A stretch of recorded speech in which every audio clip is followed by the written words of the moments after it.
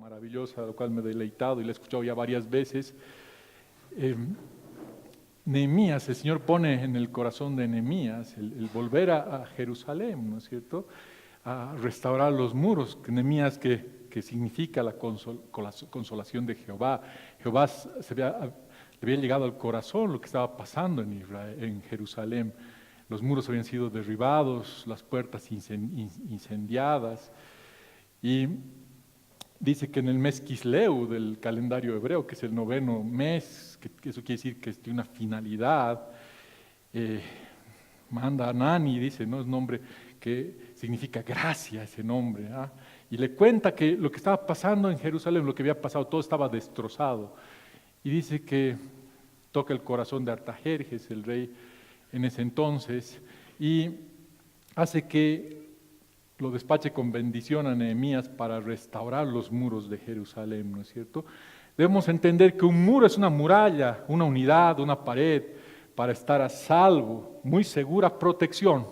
Es lo que quiere el Señor que levantemos justamente, ¿no es cierto?, nuestros hogares como congregación y así afectar a las demás, a las demás áreas de influencia que tenemos. Pero primero básicamente debemos reconstruir nuestros muros, que es importante. ¿Y dónde? En Jerusalén, que significa Jerusalén fundado en paz, ese lugar de doble paz, ¿no es cierto? Vamos a comenzar, ahora sí, vemos en el capítulo 1 y 2 todo el trayecto que había pasado, un tremendo viaje de Nehemías y el pueblo y el remanente que había quedado de Israel, y habían descansado 3 días, dice, y todos, inclusive habían ido a inspeccionar el muro en la noche, y era una desolación total. Pero el Señor pone en el corazón y pone el corazón aliento al pueblo para que todos vuelvan y que se pongan como un solo hombre a construir y a reedificar y a restaurar aquellos hermosos muros, ¿no es cierto? Pero Dios es un Dios de orden, y hace las cosas en orden. Y si tú lees el capítulo 3 con detenimiento, puedes encontrar lo maravilloso y la forma que actúa el Señor, ¿ok? Dice en el verso 1 del capítulo 3, del 1 y 2, vamos a leer ahora, dice: entonces se levantó el sumo sacerdote Eliasib con sus hermanos los sacerdotes y edificaron la puerta de las ovejas. Ellos arreglaron y levantaron sus puertas hasta la torre de Jamea y edificaron hasta la torre de Hananeel. Justo a ella edificaron los varones de Jericó, y luego edificó Zacur, hijo de Imri. Mucho nombre, ¿no es cierto?, pero tiene mucho significado, ¿ok? Aquí básicamente el muro de Jerusalén era una fortaleza, era una muralla, ¿ok? Y tenía 12 puertas, dice, ¿no es cierto?, la palabra. Entonces la primera puerta, por donde habían comenzado, es la puerta de las ovejas. Y habían comenzado a construir, dice, ¿no es cierto? Ahora, en Juan capítulo 10, verso 7, dice: de cierto os digo, yo soy la puerta de las ovejas, dice el Señor. En Juan 10, 9 dice: yo soy la puerta, el que por mí entrare será salvo, y entrará y saldrá y hallará pastos. ¿Ok? Es el buen pastor, ¿no es cierto?, el Señor. Esa es su puerta, esa puerta significa la relación que tenemos nosotros con Dios a través de Jesús. Esa es la puerta. ¿Y por qué se dice pastor? ¿Y por qué nosotros nos compara con las ovejas? Yo me ponía a reflexionar, ¿por qué somos ovejas? ¿No es cierto? Podríamos ser pastores alemanes, por ejemplo, ¿no es cierto? Bonito, me gustaría ser un pastor alemán, un zorrillo, qué sé yo, un tigre, un león, no sé. Pero bueno, tiene su función el ser zorra también, ¿no? Cuidado, en la Biblia. Una buena función. Pero yo me preguntaba, ¿por qué ovejas? Y he tratado de tomar algunos puntos, a ver, de las características de las ovejas. Primero, que las ovejas son sucias, ¿no es cierto? ¿Acaso han visto alguna oveja que se baña alguna vez? A las casadas dirán: eso me hace recuerdo a mi marido en las mañanas cuando se levanta y todos sus pelos parados, oliendo oveja. Pero somos sucias las ovejas. Pero nosotros también somos sucios. Nuestro caminar es complicado en la vida, tenemos muchas cosas con las que tenemos que lidiar, ¿no es cierto? Las ovejas son tontas, o no son tontas. Ustedes han visto alguna vez a una oveja hacerse la muertita, por ejemplo. Pararse dos patitas, sacar la lengua, darte la patita. No hacen nada, ¿no es cierto? Lo único que hacen es me. Son medias aburridas también las tontas ovejas. Nosotros también somos tontos, hermanos, si se dan cuenta. ¿Cuántas de las cosas que nos van pasando son por nuestra estupidez, por ejemplo? Constantemente vamos tomando decisiones en la vida siguiendo nuestro corazón, nuestros instintos, y nos equivocamos de una manera tonta. Luego tienen la visión limitada. Dice que las ovejas ven apenas 3 metros, no ven más allá, no pueden, tienen su cabeza, su cuello, y que si no pueden levantar su cabeza así, ¿no es cierto? Entonces son bastante cortas de visión. Igual nosotros muchas veces no tenemos la visión, queremos hacer todas las cosas de corto plazo. Siempre estamos caminando con la mirada hacia abajo, ¿ok? Son indefensas. ¿Alguna vez has visto una oveja karateca, por ejemplo? No sé, una oveja guerrillera, que no hay, ¿no es cierto? Estamos muy susceptibles a todos los ataques. O sea, los lobos justamente vienen y se las comen. Entonces tienen que estar en un lugar protegido las ovejas. No hay ovejas salvajes. Ustedes conocen ovejas salvajes, porque son justamente indefensas, ¿no es cierto? Igualmente nosotros muchas veces somos indefensos. Tantas cosas que hay afuera. El mundo es terrible, básicamente. Ahora son pleiteras también las ovejas. ¿Has visto alguna vez las ovejas cabecearse? Están cabeceando, cada uno se pelean ahí, andan buscando pleito. Nosotros también somos pleiteros, ¿no es cierto? Mejor no entrarnos en detalles porque nos vamos a golpear duro. ¿Eso qué quiere decir? Todas las características llevan a que las ovejas necesitan un pastor, ¿no es cierto? No pueden andar solas. Ahora, ¿qué característica tiene esa relación del pastor con las ovejas? Una relación muy íntima, muy profunda. Las ovejas pueden reconocer la voz de su pastor, conocen perfectamente a su pastor. ¿Quién es el pastor? El que las guía, el que las lleva por las sendas, ¿no es cierto? El que sabe dónde y cuándo llevar a lugares de pastos, por ejemplo, dónde llevar a lugares donde hay agua, dónde transitar en los tiempos de invierno a lugares que sean menos fríos. Entonces necesitamos, igual que las ovejas, nosotros también necesitamos un pastor, queridos hermanos. Entonces dice en Juan 10:10, yo soy el buen pastor da su vida por las ovejas. Amén. Él da su vida por las ovejas. Ahora, no es pues pura habladuría, no es bla bla como nosotros. No, yo voy a morir por ti, Señor. No. El Señor efectivamente ha dado su vida por nosotros, ¿no es cierto? En la cruz. Yo creo que ahí está la cruz en la entrada de la puerta de las ovejas. Entonces tenemos que tener, esa es la relación, esa es la garantía que tenemos con el Señor. El Señor ha dado su vida por nosotros.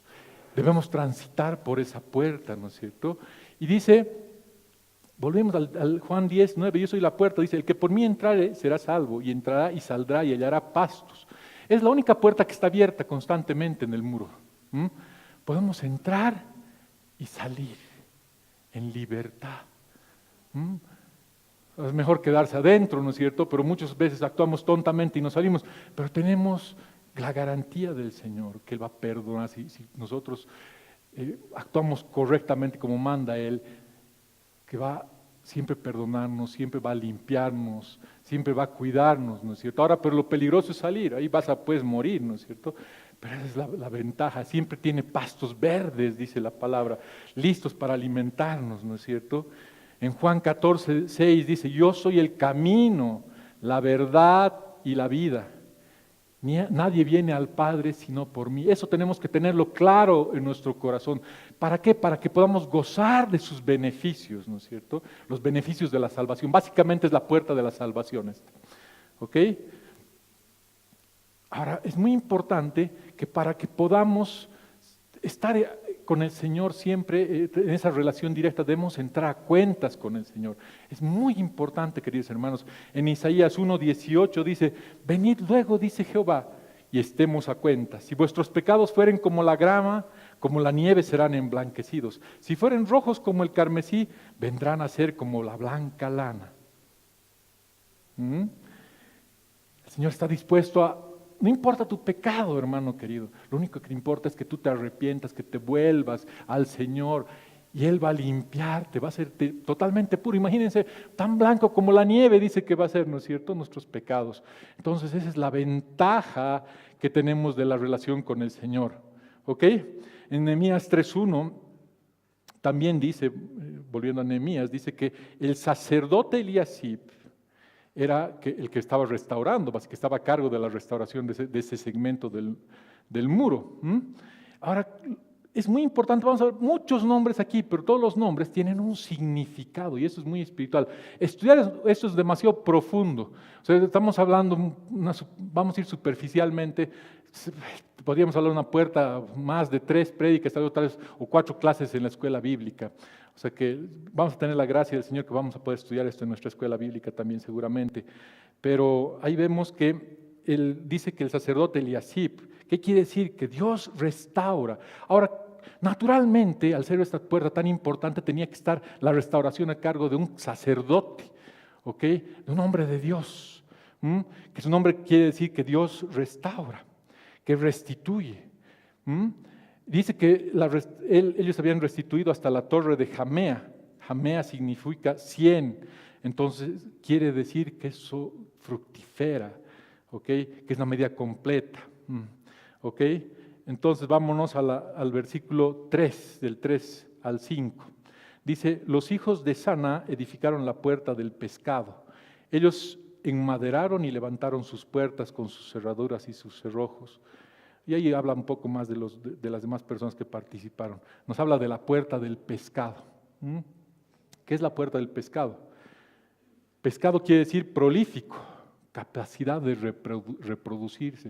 Un poco es el llamado que tenemos, no es un poco, sino definitivamente el llamado que todos nosotros tenemos para proliferar, para reproducirnos, para compartir la palabra del Señor.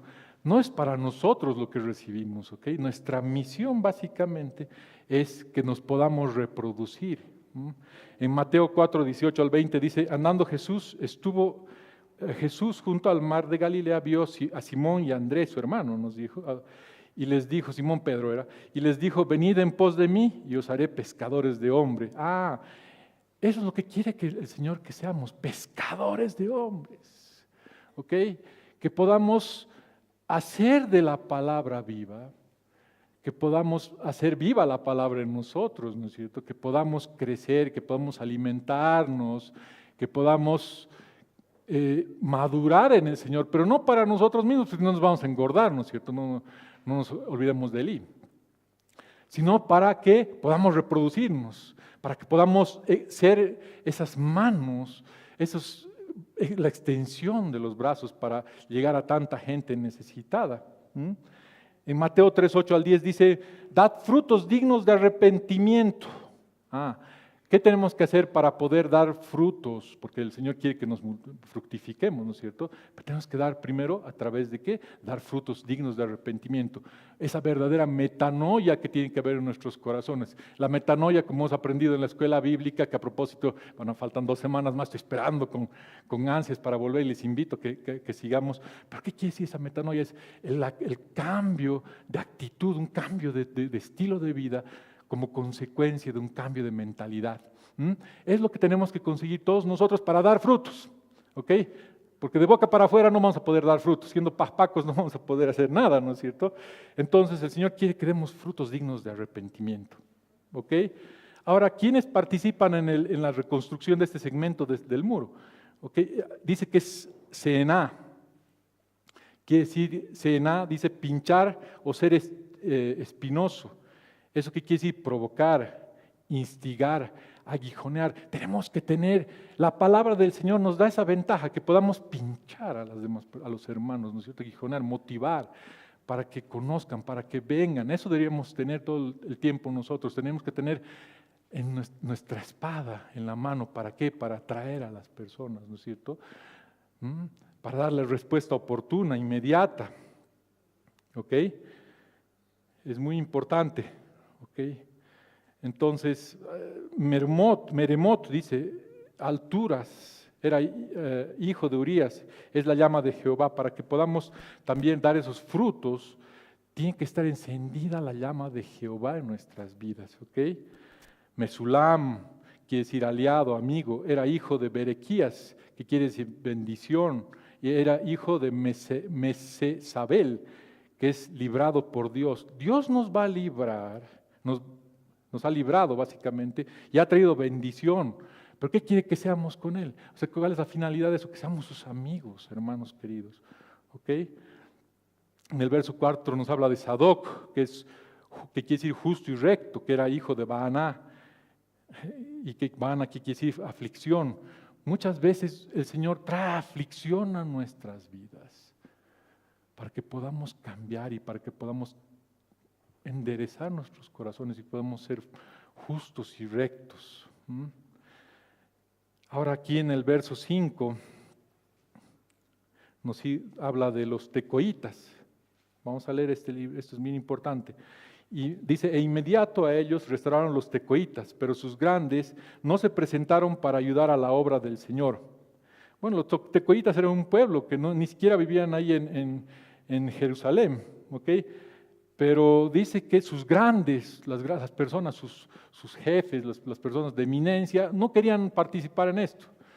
Es más, recuerdo a muchos líderes, ¿no es cierto?, que no se quieren meter en la obra es para todos. Ese es también una de las finalidades de este mensaje, para hacer un recuerdo que todos, no hay grandes para el Señor, ¿ok?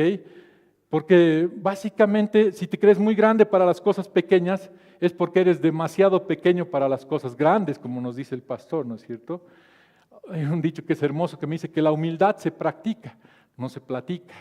Entonces, ¿no es cierto? Entonces tenemos que ser humildes, hermanos, porque además en Gálatas 3:28 dice, ya no hay judío ni griego, no hay esclavo ni libre, no hay varón ni mujer, porque todos vosotros somos unos en Cristo Jesús. No es decir, no, ¿sabes qué? Yo trabajo, no tengo tiempo. ¿No es cierto? ¿Cuántos esposos le dicen eso a las mujeres? A las mujeres, no, eso es para los santitos nomás. No, todos estamos llamados para participar en esta obra tan importante que el Señor nos ha puesto, ¿no es cierto? Nos saltamos al verso 6, por favor. Dice, la puerta vieja fue restaurada por Joiada, hijo de Paseac, y Mesulam, hijo de Besodías. Ellos la enmaderaron y levantaron sus puertas con cerraduras y cerrojos. Wow. ¿De qué nos dice la puerta vieja? No es la puerta de la vieja, por si acaso, cuidado. Viejos tus calzones, además, por decir eso, no tienes que, ¿no es cierto? No, la puerta vieja, ¿qué quiere decir viejo? Según los doctores Loni y Naida, dice perteneciente al año pasado en comparación con este año. O sea, perteneciente a lo que no es nuevo como una clase de objeto.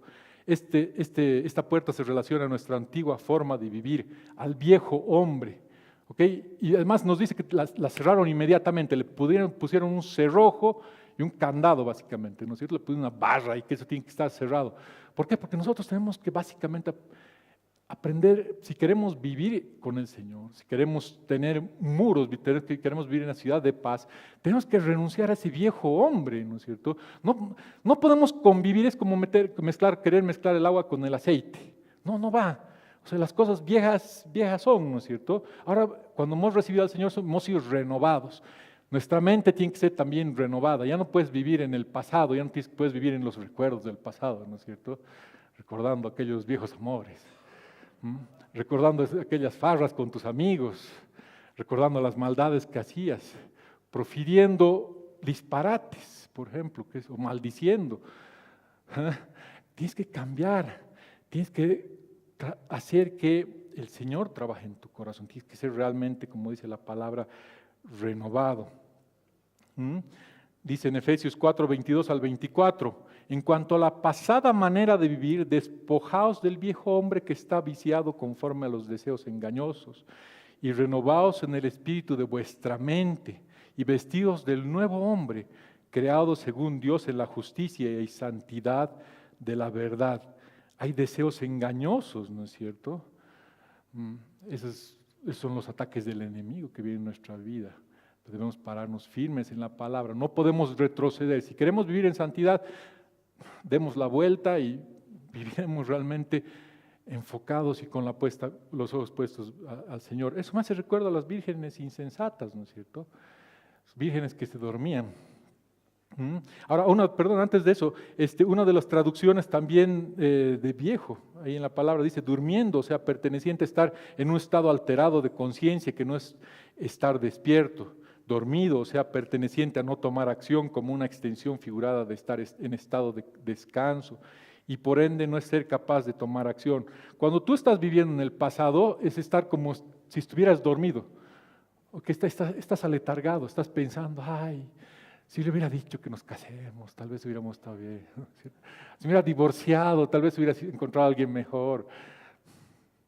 Pues no sé, cualquier cosa, ¿no es cierto? Entonces, no estás alerta a las cosas del Señor.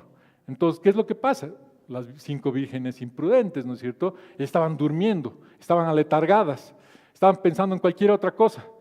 Y justo llega el Señor y eso hizo que no puedan cargar su lámpara de aceite. Nosotros tenemos que tener la lámpara cargada de aceite, porque cualquier rato puede venir nuestro amado, ¿no es cierto? Tenemos que estar preparados, pero no en una posición de aletargamiento, no tenemos que estar adormecidos.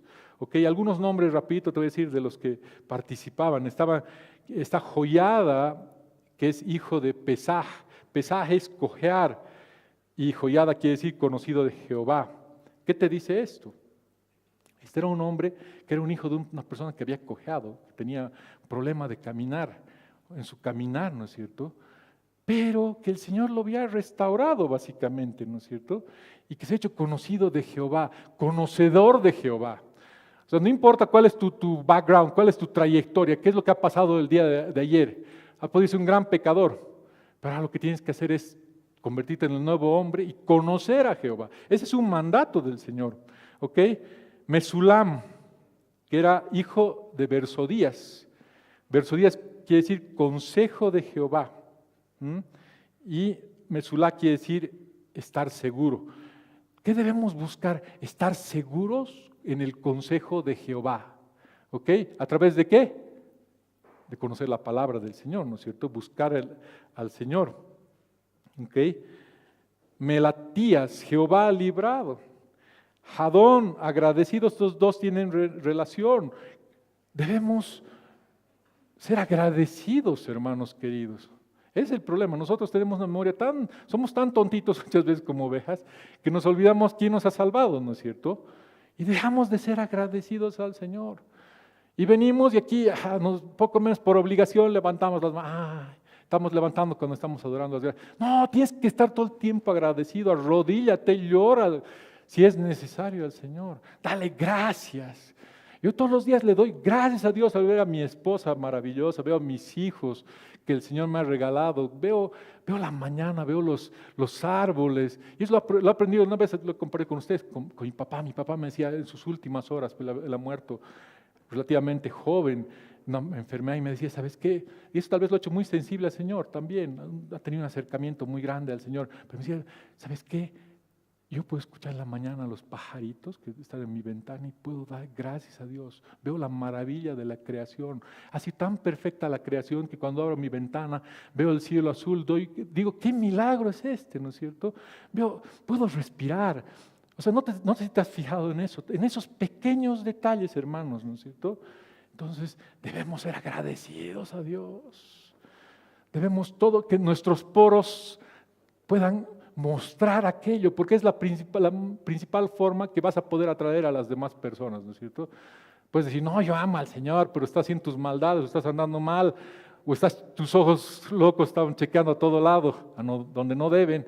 Entonces, no estás actuando de acuerdo a lo que tú dices, ¿no es cierto? Que tu vida sea un reflejo de lo que tú realmente crees en tu corazón.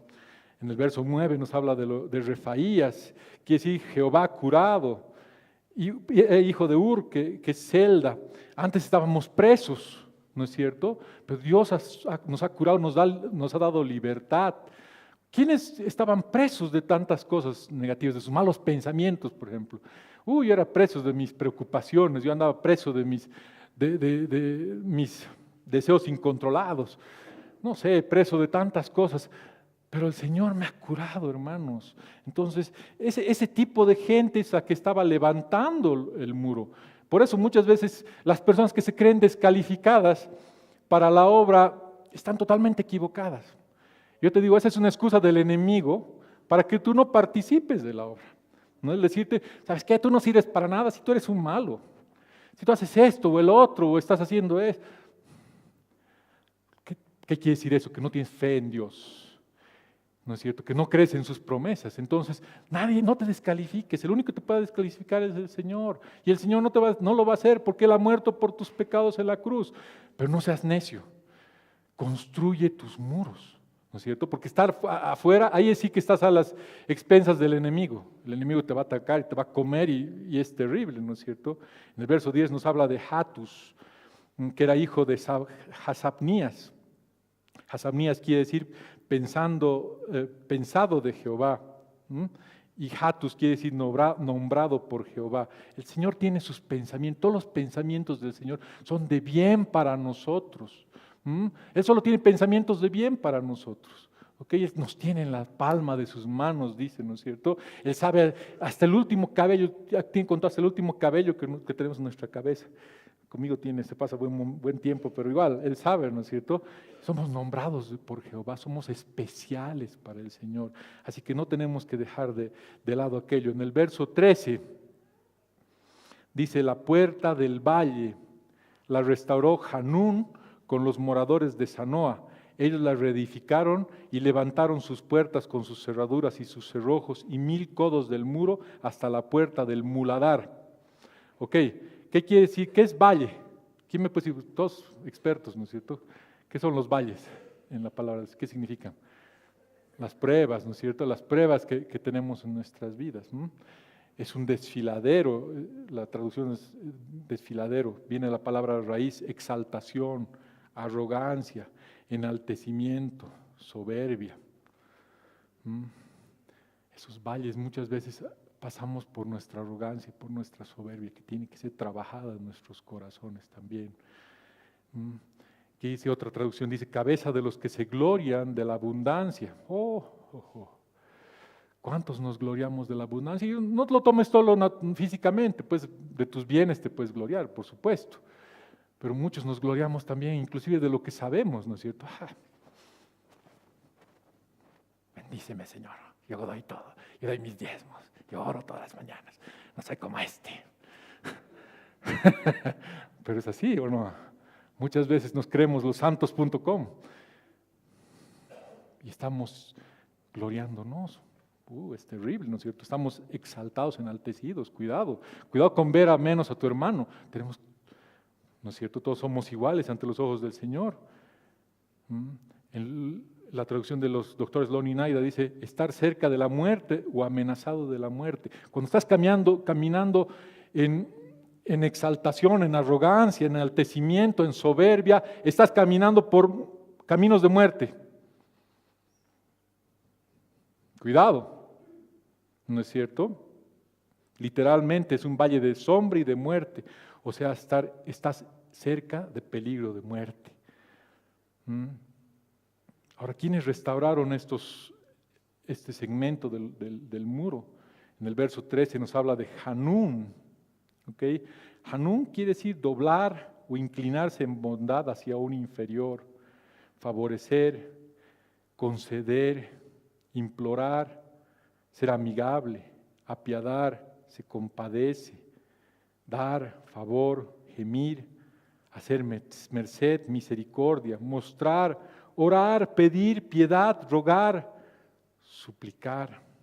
Y habla después de que trabajaba con Zanoa, dice que se empujara a un lado, rechazado, olvidado, fallar, alejar, desechar, excluir, menospreciar. ¿Cuál es nuestro llamado? Tu llamado no es juzgar. Cuidado. En el mal sentido. También debemos juzgar, nos dice después la palabra, ¿no? Pero de diferente manera. No es condenar a tu hermano. Tu llamado no es mirarlos por encima, ¿no es cierto? Al que está caído. Claramente estaba ahí hablando de Zanoa, que era un empujado, un rechazado, un olvidado, un hombre que había fallado al Señor. Pero ¿qué es lo que debes hacer? Tienes que tratar de recuperar a tu hermano. Tienes que ser como ese Hanún que ora. Por eso es tan importante la intercesión, hermanos. Por eso es un tiempo que tienes que participar, tienes que orar por tus hermanos, tienes que clamar al Señor por tus hermanos. ¿Para qué? Para que sean recuperados. Es la mejor y más efectiva forma de traerlos de nuevo al Señor, ¿no es cierto? Y habla de la pared de los 1000 codos, dice que quiere decir perfecta fertilidad. Cuando tú actúas de esa manera, estás siendo fértil, es la perfecta fertilidad que Dios quiere. Fertilidad es la capacidad de reproducirse, ¿no es cierto? Es lo que quiere el Señor, que se reproduzca en nuestras vidas. ¿Ok? Amén. En el verso 14 dice, reedificó la puerta del muladar. Reedificó la puerta del muladar Malquías, hijo de Recab, gobernador de la provincia de Bet-Hakerem. Él la reedificó y levantó sus puertas, sus cerraduras y sus cerrojos. Wow, la puerta del muladar. La muladar, ¿qué quiere decir? Montón de desperdicio o suciedad. Esta puerta es donde toda la basura era echada y daba al torrente de Cedrón, donde se quemaban y desechaban los ídolos. Podemos ver como referencias ahí en Segunda de Crónicas, ¿no es cierto? Y dice que entrando los sacerdotes dentro de la casa de Jehová para limpiarla, sacaron toda la inmundicia que hallaron en el templo de Jehová, al atrio de la casa de Jehová, y allí los levitas la llevaron fuera al torrente de Cedrón. Cedrón quiere decir turbio, oscuro, lamentar, enlutado, entenebrecer. ¿Ok? Es lo que hizo Ezequías, ¿no es cierto? Al restaurar.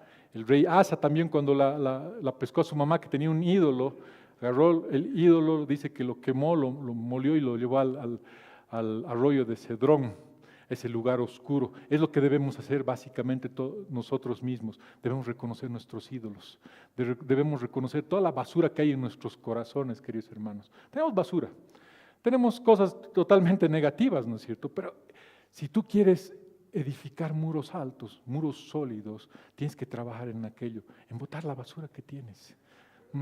Eso requiere mucha humildad de parte nuestra, ¿no es cierto? Y así el Señor va a poder purificarla. Tienes que ir a quemarla en el arroyo de Cedrón, en aquel lugar que es turbio y oscuro. Tienes que limpiarte, tienes que limpiar la casa del Señor. Nosotros somos el templo del Señor, ¿no es cierto?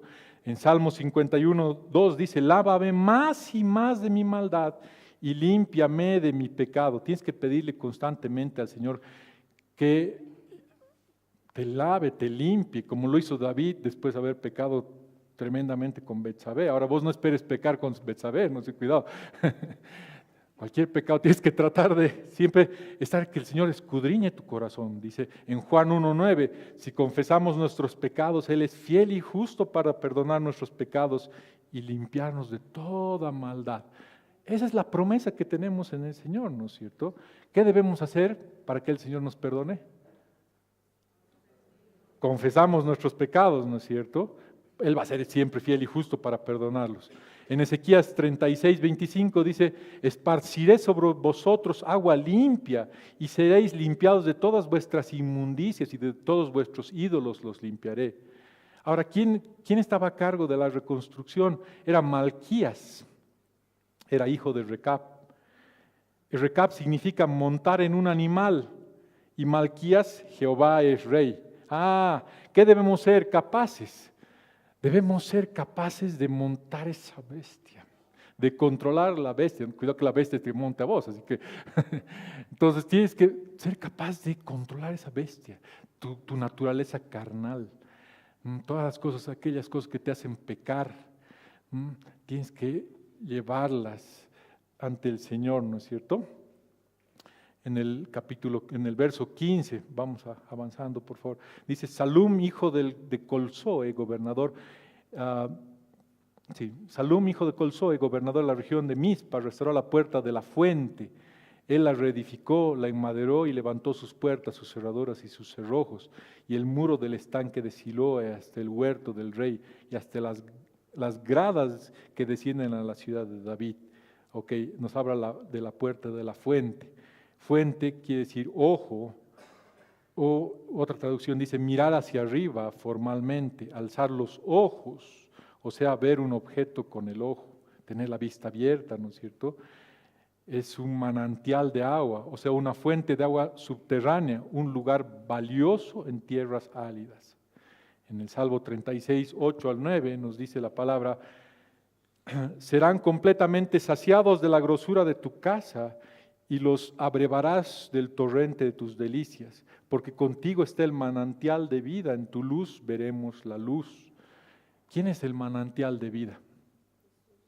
Ok, debemos creer en eso, ¿no es cierto? Debemos constantemente buscar ser renovados por sus aguas. Él tiene aguas, dice que sus torrentes son inagotables, ¿no es cierto? Entonces tenemos que confiar en aquello. Y si tú confías en aquello, ok, el Señor te va a dar delicias, ¿no es cierto? Te va a dar la grosura de su casa, que te va a dar revelación básicamente, ¿no es cierto? ¿Quiénes estaban a cargo? Hay varios versos, varios nombres, vamos a ver los más importantes. Los que estaban a cargo de la reconstrucción de este segmento era Salum, hijo de Calzoe. Calzoe es pacto. Entonces, y Salum, estar seguro, completo. Cuando tú haces un pacto con el Señor, tú estás seguro con el Señor, ¿ok? Entonces tienes que hacer Dios es Dios de pactos, ¿no es cierto? Entonces, ¿qué es lo que busca? Darte seguridad a través de respetar su pacto, hermanos queridos. En verso 19 nos habla de Eser, que era hijo de Jesúa, ¿no es cierto? Jesúa, que quiere decir, Él salvará, y Eser ayuda. El Señor te va a ayudar, por supuesto, porque es nuestro Salvador, pero debemos creerlo realmente. Baruch, hijo de Sabai puro, y Baruch bendecido. Cuando tú eres puro, el Señor te va a bendecir, ¿no es cierto? Eliasib, Dios restaurará. Pelal quiere decir, no es pelar, por si no lo estoy pelando, ¿no es cierto? No. Es orar, pedir, interceder. Era hijo de Usaí, fuerte. Tú vas a ser fuerte cuando tú ores, cuando tú intercedas, cuando tú pidas, ¿no es cierto? Pedaías era hijo de Faros. Faros era un menospreciado y Pedaías Jehová rescatado. ¿Ok? Si tú eres menospreciado nuevamente, el Señor te va a rescatar, si tú le crees. Eso tenemos que tenerlo claro, ¿ok? Vamos a ver ahora en Nehemías 3, 26 al 27. Vamos a saltarnos para que no se me... Es un poco pesado, pero estas cosas hay que tenerlas, mucha revelación. Yo quisiera que le estudies con detenimiento y vas a volverte loco. Dice el 26, y los sirvientes del templo que habitaban en Ofel restauraron hasta frente de la puerta de las aguas al oriente y la torre que sobresalía. Después de ellos restauraron los tecoitas, otro tramo enfrente de la gran torre que sobresale hasta el muro de Ofel. Wow, aquí hay algo muy importante que resaltar. Ahí está, nuevamente habla de los tecoitas. Los tecoitas habían terminado de restaurar la parte del muro que habían hecho al principio, ¿se acuerdan? Y habían terminando, ¿qué es lo que han hecho? No se han ido, ¿no es cierto? No, ya he cumplido mi labor. No. Ellos han sido un gran ejemplo para el pueblo. ¿Por qué? Porque voluntariamente seguramente han ido a apoyar en la construcción de ese otro segmento. ¿Ya? Entonces, básicamente nos habla de las aguas. Aguas, ¿con qué lo relacionan las aguas? La palabra del Señor, ¿no es cierto? En Juan 7, 37 al 38 nos dice, en el último gran día de la fiesta, y Jesús se puso en pie y alzó la voz diciendo, si alguno tiene sed, venga a mí y beba. El que cree en mí, como dice la Escritura, de su interior correrán ríos de agua viva. ¿Qué es lo que busca el Señor? Que de tu interior corran ríos de agua viva. Quiere darte agua en abundancia. No quiere que te seques. ¿Okay? No tienes que ir a buscar aguas a otros lugares porque vas a encontrar aguas contaminadas, aguas turbias. Ve a la fuente de vida, que es la palabra del Señor. Amén. En Zacarías 14, 8, 9 dice, acontecerá también en aquel día que saldrán de Jerusalén aguas vivas a la mitad de ellas hacia el mar oriental y a la otra mitad hacia el mar occidental, en verano y en invierno, y Jehová será rey sobre toda la tierra. En aquel día Jehová será uno y uno su nombre. Ese es lo que va a hacer el Señor, que dice desde debajo de esas puertas van a fluir sus aguas y van a ir tanto al oriente como al occidente, no importando el verano o el invierno. Pero ¿quiénes van a llevar las aguas? ¿Quiénes? Nosotros, ¿no es cierto? Entonces tenemos que estar llenos de sus aguas. ¿Para qué? Para que broten las aguas, para que podamos comunicar de sus aguas, ¿no es cierto? Para que podamos llevar, y no va a importar que sea en invierno o en verano, no importa las circunstancias, ¿no es cierto?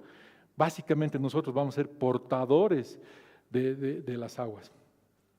¿Ok? Pues nos vamos al verso 28. Dice, desde la puerta de los caballos restauraron los sacerdotes, cada uno enfrente de su casa. Debemos entender que en ese tiempo los caballos no eran usados para transportar, para eso estaban las mulas, los bueyes, ¿no es cierto?, para dar, etc.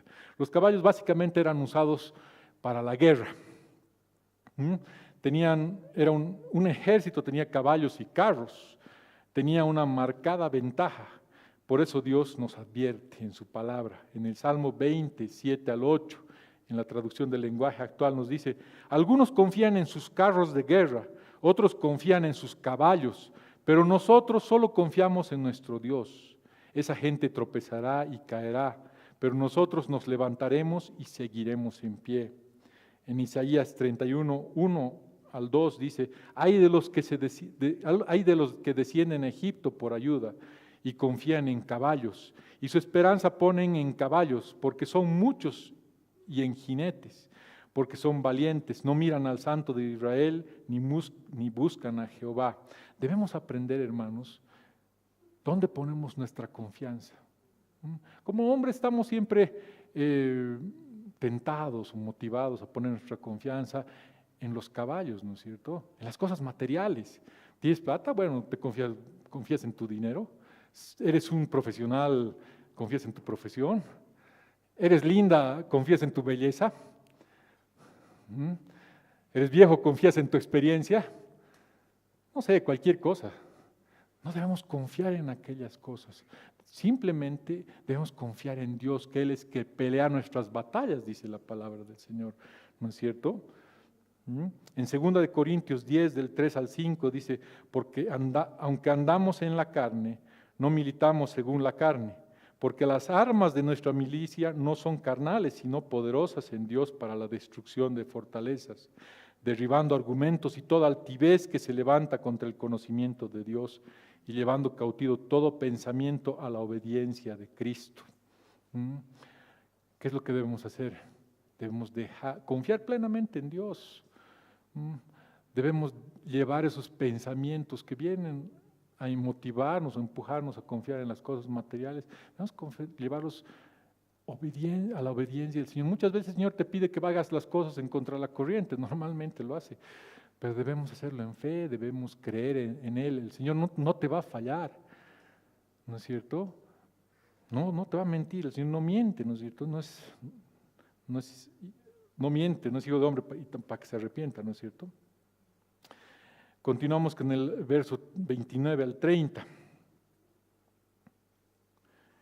Y nos dice, después de ellos restauró Sadoc, hijo de Imer, enfrente de su casa, y después de él restauró Semaías, hijo de Secanías, guarda de la puerta oriental. Nos habla de la puerta oriental.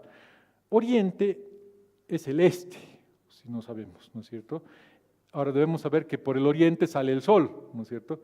Oriente también está pues en el oriente, pariente, ¿no es cierto? Entonces, pero básicamente es el este. Ustedes saben que por el este sale el sol, ¿no es cierto? Ahora, el este es el sentido de orientación como un mapa que siempre está orientado hacia el norte, ¿no es cierto? Entonces, debemos tener importante.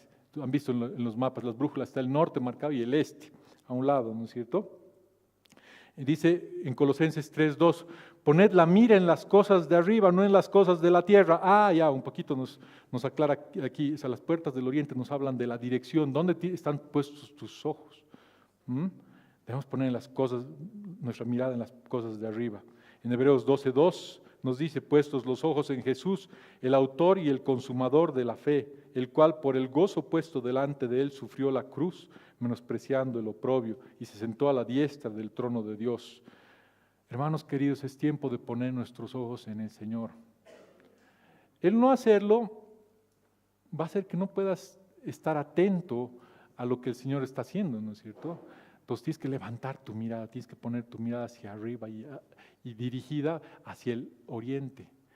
¿Por qué? Porque es donde es básicamente la estrella del oriente, dicen el Señor, se guiaban por la estrella del oriente, es la palabra del Señor, es la voluntad del Señor. Tienes que constantemente estar escuchando la palabra de Dios. ¿Para qué? Para que no te desubiques, porque no hay peor cosa que estar perdido. No sé si les ha pasado alguna vez estar perdido, ¿no es cierto? Una vez vas al alto y el alto es tan grande, ha crecido y manejas y te pierdes, estás arruinado, ¿no es cierto? Puedes pasar horas y además puedes llegar a un lugar sumamente peligroso, pero si tú tienes el GPS no te vas a perder. Entonces el GPS justamente es la palabra del Señor, es lo que nos marca, nos debería marcar el caminar, porque irte por otro lado son años de vida perdidos. ¿Cuánto tiempo has perdido en tu vida por no haber hecho la voluntad del Señor, por no haber escuchado la voluntad del Señor en tu vida? A ver, dígame sinceramente, ¿cuántos errores has cometido? ¿No te dices, ay, si hubiera, ¿no es cierto? Pero en vez de decir, si hubiera, séte sabio y seguí el consejo del Señor, no te vas a perder. Tenemos que ordenar todas esas cosas en nuestra vida si queremos que nuestros muros sean fuertes. En Ezequiel 43, del 4 al 5, nos dice, y la gloria de Jehová entró en la casa por la vía de la puerta que daba al oriente, y me alzó el espíritu y me llevó al atrio interior, y he aquí que la gloria de Jehová llenó la casa. Tiene mucha revelación espiritual. Yo no quiero, mejor no me voy a meter en esas cosas, pero realmente esa es esperar la gloria de Dios. La gloria es estar tus ojos pendientes de la gloria de Dios. Si estás pasando la peor de las noches, va a salir la luz. Espera que salga, por donde salga la luz, por el este, ¿no es cierto? Tus ojos puestos ahí en la esperanza de gloria, ¿no es cierto? Ahora, ¿quiénes estaban a cargo de la reconstrucción de esta importantísima parte del muro? Eran Semaías, hijo de Secaías. Secaías quiere decir habitar, hospedar. Semaías es obediencia. Entonces, para que tú puedas habitar en la casa del Señor, para que tú puedas habitar y simplemente enfocarte donde debes enfocarte, para no perder la visión, ¿qué es lo que tienes que tener en tu vida? Les he dicho hace un ratito, obediencia, ¿no es cierto? Entonces es fácil decir, pues, no, yo creo, yo siento, yo veo. No. El Señor ha puesto hombres y mujeres de Dios para guiarte, ¿no es cierto? Tienes que, para guiarte, vos también tienes que estudiar, tienes que ser un bereo, pero básicamente tienes que ser obediente al Señor, tienes que saber someterte.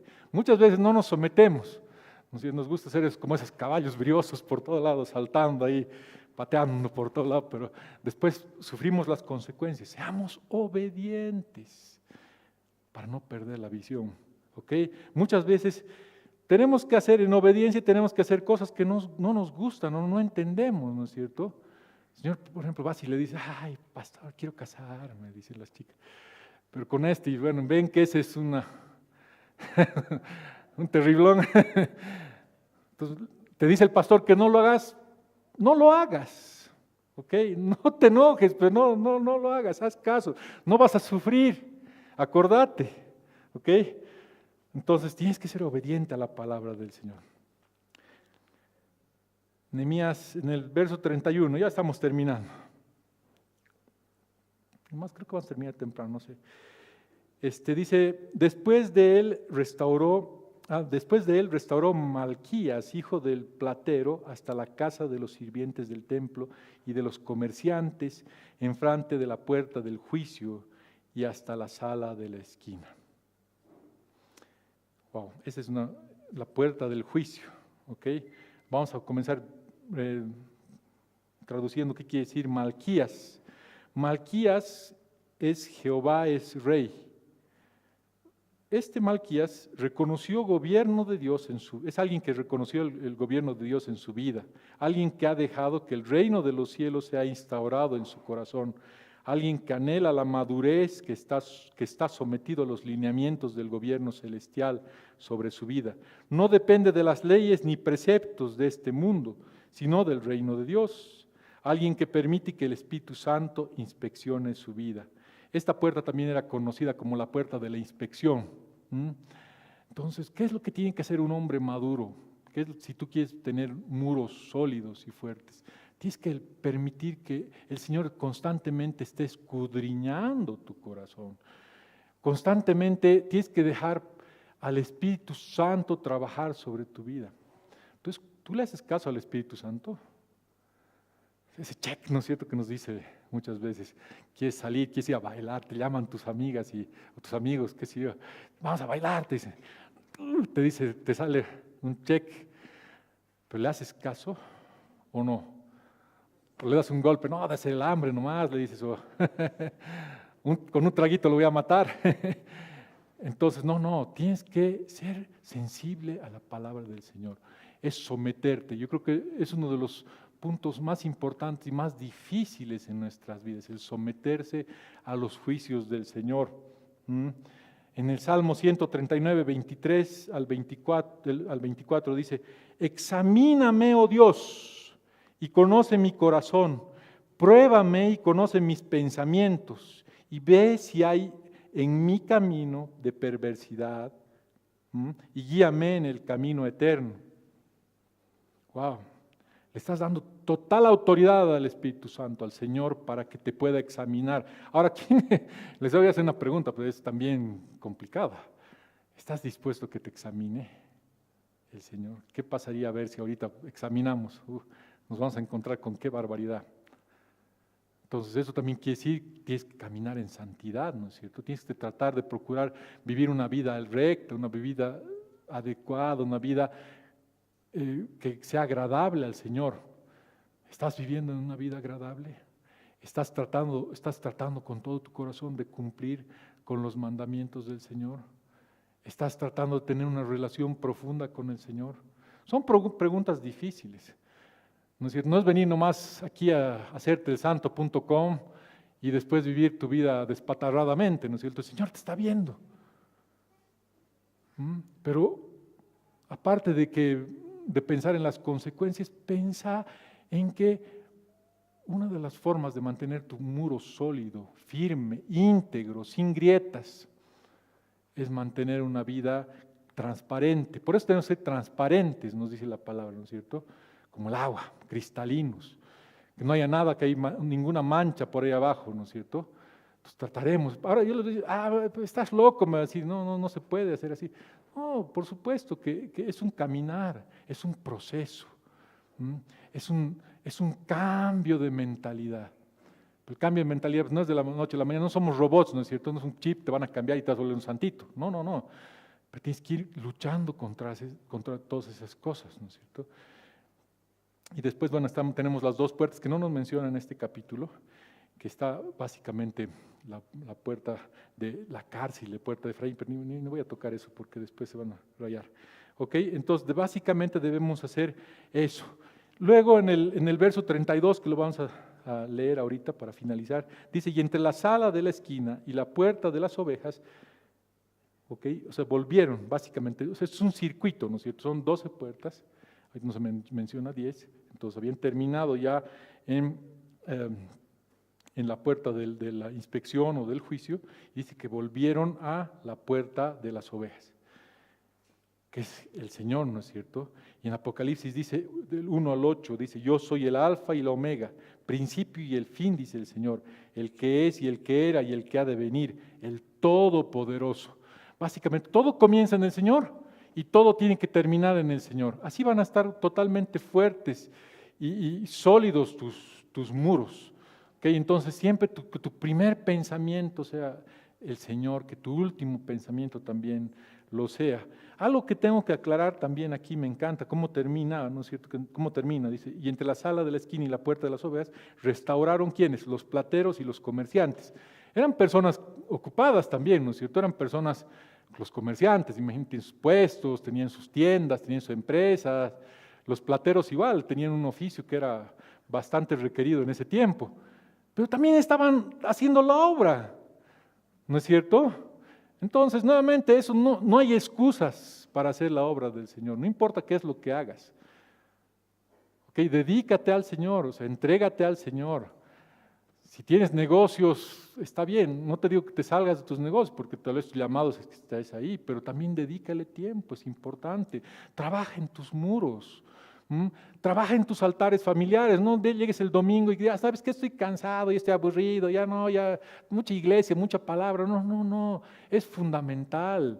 Estás jugando el futuro de tu vida, estás jugando el futuro de tu familia, estás jugando el futuro de una nación.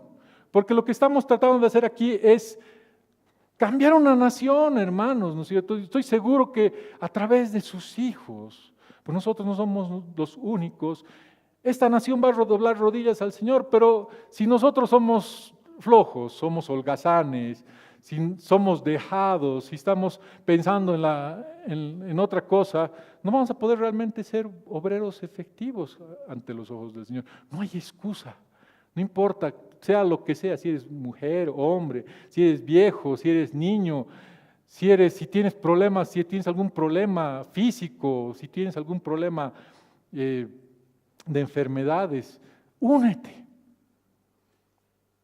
No hay excusas, queridos hermanos. El llamado es grande para este tiempo. Amén. Amén. Señor mi Dios mío, gracias te damos por este día. Gracias por la palabra que tú nos has dado, Señor. Ayúdanos a ser, Señor, diligentes, Dios Santo, a poder entender que debemos ser todos obreros tuyos, Señor mi Dios mío. Todos debemos trabajar, tenemos una responsabilidad muy grande en reconstruir nuestros muros, Señor Santo. Ayúdanos, Señor, a cerrar esas puertas, Señor, que nos llevan al pecado, Señor mi Dios mío. Esas puertas que nos alejan de ti, Señor mi Dios mío. Esas puertas que nos condenan, Señor. Esas puertas, Señor, que hacen que nuestra naturaleza carnal sea soltada, Señor mi Dios mío. Ayúdanos a sujetar, Señor, nuestras vidas a ti, Señor. A ser obedientes, Señor. A ser sensibles a tu palabra, Señor, a ser diligentes, Señor, para buscarte de día y de noche, Señor, a tener un corazón agradecido, Señor, para reconocer que tú eres dueño absolutamente de todo, Señor mi Dios mío, que tú eres dueño de nuestras vidas, Señor mi Dios mío, que tú eres dueño de nuestros pensamientos, Señor, que tú eres dueño, Señor, absolutamente de todo, Señor.